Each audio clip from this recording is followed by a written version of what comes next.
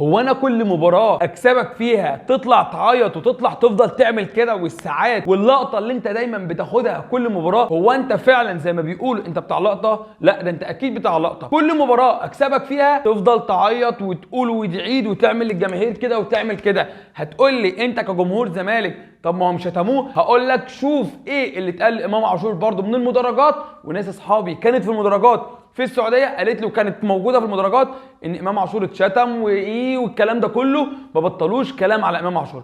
فانت كاسطوره زي ما الناس ما بتقول وزي ما ناصر ماهر ما بيقول، المفروض الاسطوره يبقى باين عليه. هو الاسطوره بيكون اسطوره ازاي؟ الاسطوره مش اسطوره بلعبه، الاسطوره اسطوره باخلاقه اولا. لكن انت كل مباراه تعيط فيها واكسبك فيها واحط عليك فيها تطلع تتكلم وتطلع تعمل كده وتطلع تعمل اللقطه بتاعتك. هو انت ما بتعرفش تعمل اي حاجه غير اللقطه؟ هقول لك على كلمتين والله قسما بالله ده في حق نادي الزمالك وفي حق جمهور نادي الزمالك. انت بتضحك على جمهورك بيك وبتضحك على مدربك باللقطات اللي انت بتعملها وبسنك. انت اصلا منتهي، انت اصلا منتهي الصلاحيه خلاص. انت كلاعب منتهي الصلاحيه، يا دوب بتضحك على جمهورك وبتضحك على فرقتك وبتضحك على المدرب بتاعك ان هم بيلعبوا ناقصين واحد. هتقول لي يا عم ده اسطوره، يا عم ده لعيب، يا عم ده كان زمان. ولو كان زمان كان بيعمل ايه؟ فالاسطوره دايما اسطوره باخلاقه. هنتكلم بقى في تفاصيل المباراه اللي انا اتكلمت فيها وقلت لكم فيها في حلقه هتنزل فيها كل تفاصيل المباراه كلها ونقاط ضعف النادي الاهلي وسبب اداء النادي الاهلي كان مذبذب النهارده، وتقييمات لكل اللعيبه، والشوط الاول احنا كان ناقصنا ايه والشوط الثاني كان ناقصنا ايه. ولكن قبل ما نبدا حلقتنا فضلا وليس امرا شرفنا بالاشتراك وفعل الجرس عشان يوصلك كل جديدنا باذن الله. واوعى تنسى اللايك يا غالي، اللايك بيفرق معانا في الحلقه باذن الله. ونبدا حلقتنا بالصلاه على سيدنا محمد، اللهم صل وسلم وبارك على سيدنا محمد وعلى اله وصحبه وسلم. هندخل بقى على تفاصيل المباراه طبعا. وقبل اي حاجه انا عامل خط او عامل دايره لسبب تراجع ادائنا في الشوط الاول، وهو الدايره دي على مين؟ على كريم نيدفيد. كريم نيدفيد الشوط الاول بس عمل كوارث على النادي الاهلي. والكارثه الاهم ان الخط الامامي عندنا الاربعه اللي في الخط الامامي عندنا بيرسيتاو، حسين الشحات، امام عاشور، عمرو السوليه، لما كانوا بيلاقوا الزمالك عامل دفاع منطقه وفي كثافه عدديه في الزمالك فبيرجعوا تحت بالكوره، مش بيلاقوا كريم نيدفيد. فالدور اللي كان بيعمله دايما مروان عطيه ان دايما بيخلق للعيبه كلها فرصه ان هم يسندوا عليه. ازاي مارسيل كولر تعدي عليه دي؟ ازاي مارسيل كولر دي تعدي عليه؟ انا حاجه زي كده ما تعديش عليا. حاجه زي كده المفروض اكون عامل حسابها. حاجه زي كده ارسن فينجر اتكلم عليها المفروض اكون عامل حسابي. مروان عطيه اللاعب الوحيد اللي بيخلق لك او بيخلق للعيبه بتاعته فرصه انهم يسندوا عليه، انهم يسندوا عليه. بيعمل الطريقه القطريه اللي هو الخط الامامي الاربعه دول اهو، بيبقى واقف هنا كده، الكرة هنا بيروح وراها، الكرة هنا بيستنى، الكرة هنا بيستنى، وبيعمل الاخطر من كده ان هو بيعمل ميديان بلوك او بيعمل بلوك على اللاعب اللي جاي معاه الكرة، بيعمل بلوك من بدري قوي، بيعمل بلوك عليه من بدري قوي. فانا ليه استنى الفترة دي كلها للدقيقة 72 لحد ما نزل مروان عطية قبل ما يجي فيها هدف؟ كان ممكن يدخل فيها هدف، فكريم نيدفيد في الدقيقة الأولى، مش في الدقيقة الأولى، في الدقيقة العشرة، تصويبة زيزو في الدقيقة العشرة، زيزو فضل ياخد الكورة من نص ملعبهم، جري بيها دخل نص ملعبنا، جري بيها فضل يجري بيها التصويبة اللي شاطها بشماله ومصطفى شوبير صدها. على فكرة زيزو ما شاطهاش بوش رجله، ده زيزو ركنها بيلعب على الثابتة عند مصطفى شوبير، لكن الحمد لله مصطفى شوبير صدها. ففي الحالة دي لو موجود مروان عطية زيزو ما كانش وصل للمكان ده، زيزو كان صوب من بعيد او كان الكره اتقطعت منه او كان عامل بلوك عليه. فكريم نيدفيد للاسف بيجري بيحلق.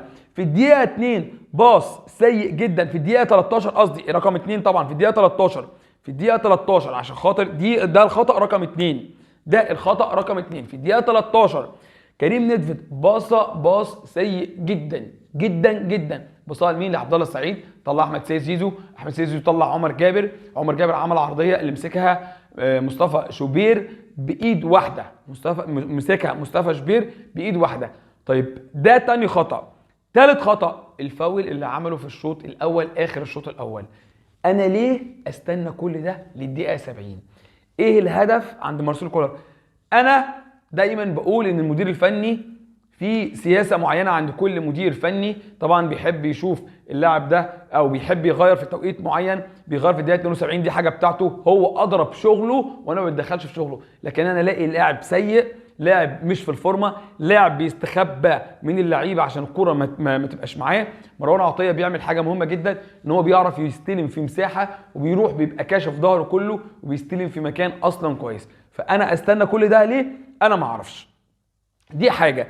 تاني حاجه بقى التصويبه. طبعا النهارده النادي الاهلي بدا بمصطفى شبير في حراسه المرمى، طبعا ربنا يا رب يحرسه ويوفقه يا رب. الكلين شيت الاول ليه في ديربي القاهره طبعا، او في ديربي مصر طبعا. فمصطفى شبير النهارده تالق، ومصطفى شبير النهارده بيقول ان انا بالاخر كده ما بلعبش كواسطه، من الاخر ما بلعبش كواسطه، لا ده ادائي وانا حارس موهوب، واحتمال كبير تشوفه اساسي مع كابتن حسام حسن في منتخب مصر، احتمال كبير. ليه؟ لان هو الحارس الافضل دلوقتي في غياب الشناوي. هتقول لي احمد الشناوي بتاع بيراميدز او محمد عواد او ابو جبل او جنش، المفروض اللي يقف دلوقتي ما يكونش حارس تاني مصطفى شبير في ظل تالق مصطفى شبير. مصطفى شبير 3 كلين شيت في افريقيا. مصطفى شبير يدوب ده لعب 5 ماتشات، دخل فيه هدف واحد في البلديه، ادراك للجزاء. وزائد ان مصطفى شبير النهارده اول ديربي ليه او امبارح اول ديربي ليه ما دخلش فيه اهداف، واداؤه واضح. تصويبه زيزو اللي على الثابته صدها، عرضيات شغال، كل حاجه شغال، عنده ثقه في نفسه. طبعا بدا باثنين مساكين، محمد عبد المنعم ورامي ربيعه، باك رايت محمد هاني، باك ليفت علي معلول، 3 ديفندرات كريم نيدفيد اللي هو كريم وليد وامام عاشور وعمرو السوليه، 3 في الخط الامامي بيرسيتاو وحسين الشحات ومحمود عبد المنعم كهربا اللي احنا قلنا عليه ان مارسيل كولر قال لك ان هو رقم 3. اكيد عارفين ان ده كلام كحماس لكهربا مش اكتر، كحماس لكهربا مش اكتر. هنروح بقى واحد واحد كده وهنتكلم عليهم. اولا محمد عبد المنعم زي ما اتكلمنا انه افضل مدافع في افريقيا، فمحمد عبد المنعم احيانا بيزودها والتزويد ده بيجي علينا احنا بخطوره. رامي ربيعه النهارده يعتبر من وجهه نظري نجم المباراه. رامي ربيعه بيحجز، رامي ربيعه بيقطع، رامي ربيعه. اللي زعلني بس في حاجه واحده بس، ان رامي ربيعه الكور الطوليه كلها ما كانتش مظبوطه، اللي مزعلني بس ومضايقني من رامي ربيعه. لكن رامي ربيعه النهارده بيحجز عالي، بياخد دفاع بيطلع عرضيات، بيطلع الكوره اللي جالي فيها شد في السمانه النهارده اتعملت عرضيه مرتين طلعهم، فحدث ولا حرج ونمسك الخشب على رامي ربيعه. ربنا يا رب يحرسه ويوفقه ان شاء الله. محمد هاني بقى اللاعب الناشئ الواعد الصاعد، هنفضل نقول كده عليه، هنفضل نتكلم كده عليه. محمد هاني انا نفسي افهم يعني ايه دخلته ان انا افتح له بره واروح يعني احط رجلي الشمال في الكوره والكوره اصلا بتطلع بالطريقه دي او بترقص بالطريقه دي. ليه اخلي الخصم او اخلي الهاف اللي انا بلعب عليه يعمل عليا جبهه؟ ليه اخلي واحد زي مصطفى شلبي، مصطفى شلبي لاعب تقيل، لكن ليه اخلي مصطفى شلبي كل كوره يجي عليا لا اما يعدي مني لا اما يضحك عشان خاطر عمال يعدي مني؟ ليه اعمل كل ده؟ فانا مستغرب لمحمد هاني. هنروح برضو لعلي معلول. علي معلول النهارده يمكن انا ما شفتوش في الهجوميه لسبب مش من سوء اداء علي معلول، لا من ضعف خط وسط النادي الاهلي، ضعف خط وسط النادي الاهلي. المفروض انا لو مستحوذ على نص الملعب كان الباكات عندي كانت طارت وهجمت، زائد ان انا عندي الاثنين الهافات كانوا بيدافعوا على فترات، كريم وليد، كريم نيدفيد مش هتكلم عليه كتير عشان اتكلمت عليه كتير ان هو كان بيهرب من الكوره، مفيش اكتر من كده، كان بيهرب من الكوره وما بيلعبش رقم 6، زائد برضو ان كريم نيدفيد انه بيهرب من الكوره وبيهرب من اللعيبه، في اللعيبه مش عارفه تساند على مين، لعيبه النادي الاهلي لما كانوا بيروحوا بيلاقوا كثافه عدديه من الزمالك فبيدوروا على حد يسندوا عليه بيلاقي نيدفيد بيستخبى من الكوره، زائد البلوك بتاعه ضعيف جدا والضغط بتاعه ضعيف جدا، الضغط بتاعه مش شرس. مروان عطيه لما نزل كان بيضغط بطول الملعب، طبعا زي ما قلت لك عمرو السوليه انا قلت وامبارح اتكلمت قلت بتمنى يعني عمرو السوليه هيبدا، لكن عمرو السوليه بقاله فتره، طبعا انا نزلت حلقه اول امبارح ليله المباراه قلت عمرو السوليه بقاله فتره ما بيلعبش وهينزل ما يبقاش في فورمته، والاكتر برضو اللي ضيع عمرو السوليه او ضعف مستواه امبارح عدم وجود مروان عطيه، لان كل حاجه مبنيه على مروان عطيه. امام عاشور النهارده برضو سلم نفسه بطريقه غير طبيعيه، سلم نفسه تسليم اهالي لدفاع الزمالك او لباك الزمالك، لكن المشكله مش في كده، المشكله كمان ان امام عاشور كان حسيت ان عنده توتر شويه من الجماهير والكلام اللي هم كانوا بيقولوه، لكن امام عاشور بدا يظهر من بعد الدقيقه 72 لما مروان نزل، لما قفشه نزل، لما الكره بدات تتحط على الارض، فبدانا نلاقي امام عاشور بهدف، نلاقي امام عاشور باسيست عمله لقفشه. طبعا بيرسي تاو وحسين الشحات زي ما قلت ما كانوش بينزلوا يدافعوا، كانوا بيلاقوا كثافه عدديه من الزمالك بيحاولوا يسندوا تحت او يحاولوا يعملوا جبهه ما اتعملش جبهه. عن الزمالك النهارده عبد الله السعيد، وطبعا الاستلام ما بين الخطوط كان عامل فرق وعامل افضليه للزمالك في نص الملعب. وكمان عبد الله السعيد لما كان بينزل يستلم، لما بيلعب ديفندر جنب دونجا او رقم 8 جنب دونجا، بيعرف ينقل الكوره صح، ولما بيزيد كمان بيعرف يستلم ما بين الخطوط. انا كذا مره بقول ان عبد الله السعيد من افضل الناس اللي بتستلم ما بين الخطوط. ده سبب تفوق نادي الزمالك امبارح، مش النهارده بقى عشان خاطر الحلقه انا بصورها الفجر اصلا. فده سبب تفوق الزمالك على النادي الاهلي. عبد الله السعيد مش عشان ما صنعش الفرق، لكن تفوق نص الملعب بس، تفوق نص الملعب بس. عبد الله السعيد كان بيستلم ما بين الخطوط، عبد الله السعيد كان بيستلم من تحت ويقدر ينقل الكرة صح. لو الزمالك مش موجود معاه حد بينقل الكرة من تحت لقدام صح، الزمالك ما كنتش هتلاقي له نص ملعب النهارده. ولكن لما نزل مروان عطيه ونزل قفشه والكرة بدات تيجي على الارض، وبدا مروان عطيه يعمل البلوك بتاعه، وكمان يقدر يساعد اصحابه او لاعبي النادي الاهلي في الاستلام، ان هو يفضلهم مساحه لنفسه ان هم يسندوا عليه، فهي صنعت الافضليه عند النادي الاهلي النهارده. كهربا مفيش كوره وصلت له، زي ما قلت بيرسي تاو وكمان حسين الشحات ما كانوش بينزلوا يدافعوا. الكثافه العدديه اللي كان الزمالك عاملها في الدفاع كان بيخلي اللعيبه ترجع تاني بالكوره. الكثافه العدديه اللي كان الزمالك عاملها كان بيخلي لعيبه الهافات بتاع الاهلي، اولا محمد هاني ما كانش بيزيد باستمرار، علي معلول ما كانش بيزيد باستمرار. ويمكن حسيت ان لاعبي النادي الاهلي هل هم كانوا مركزين في الكاس ولا لا؟ ما اعرفش. هل كانوا مركزين في $50,000؟ ما اعرفش، ولكن دي طبعا حاجه مستبعده، لكن انا بقول احساسي. طبعا اتكلمت على كريم نيدفيد، طبعا مروان عطيه زي ما قلت لك بيجبر اللعيبه انهم بيباصوا ليه، زائد ان طبعا في موضوع هتكلم فيه برضه، موضوع التوتر اللي بيحصل عند جمهور الاهلي وجمهور الزمالك، ولكن جمهور الاهلي اكتر.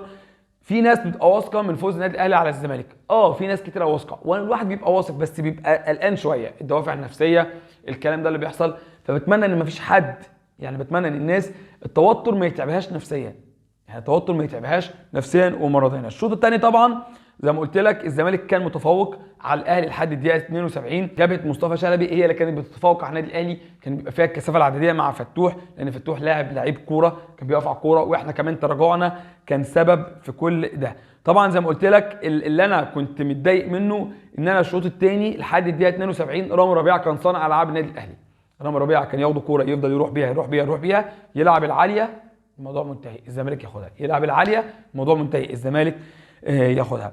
فالحمد لله، الحمد لله على المكسب، والحمد لله على الكاس، والحمد لله على افضل لاعب كامام عاشور الحمد لله. طبعا نزل عمر كمال مكان بيرسي تاو، ونزل نيدفيد مكان نزل مروان مكان نيدفيد، ونزل قفشه مكان السوليه طبعا، ونزل اكرم توفيق مكان حسين الشحات، ونزل كمان اعتقد في حد تاني نزل، لان انا مش كاتب عندي بصراحه، لان طبعا فرحه الهدفين سبب ان انا ما اكتبش. فطبعا نزل 3 تغييرات او 4 تغييرات بس اتغيروا النهارده، لا اما 4 تغييرات، لا اما في حد نزل تاني. موديست نزل مكان كهربا. الحمد لله على المكسب، والحمد لله على كاس مصر، النادي الاهلي بطل كاس مصر، وان شاء الله ان شاء الله اللي جاي احسن النادي الاهلي باذن الله. ومش عايزين اي حاجه تضايقنا من لقطات شيكابالا، لان خلاص انا زي ما قلت لك صاحب لقطه. الحمد لله على المكسب، وشكرا للدعم وشكرا للتفاعل من كل الاهلاويه ومن كل الناس سواء على الفيسبوك او على اليوتيوب. ان شاء الله اللي جاي احسن باذن الله. السلام عليكم.